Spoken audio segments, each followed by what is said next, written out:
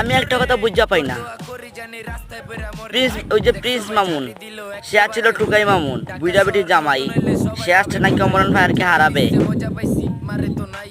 কিন্তু হারাতে তো পারবে না। সে হচ্ছে কি ব্র্যান্ড, অমরন ফায়ার ব্র্যান্ড, তাকে হারানো তো সোজা নাই। এ সামান্য সেলিব্রিটি হয়ে অমরন ফায়ারকে নাকি হারিয়ে ফেলবে।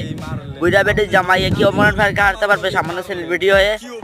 এত খুব বাপ বাড়ছে যে অমরন ভাইকে হারিয়ে ফেলবো, অতই সোজা ব্র্যান্ডকে হারানো। তাই বলতেছি ওখানে ভালো হয়ে যাও ভাই, কুত্তার লেজ কোনোদিন সোজা হয় না।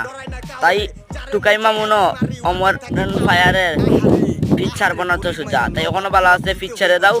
অমরন ফায়ারকে হারানো তো সোজা নাই, ব্র্যান্ডকে হারানো সোজা না, বুঝতে পারছো? এখনো ভালো আছে, অমরন ফায়ারের সাথে লাগতে আইসো না। আর যে কাজ বইরা দিব, একবার বইরা দিলে ওই সময় বুঝতে পারবা যে অমরন ফায়ার কি, ব্র্যান্ড মানে কি। ব্র্যান্ডের নাম শুনছো কখনো? সে অমরন ফায়ার হচ্ছে একটা ব্র্যান্ড, ব্র্যান্ডের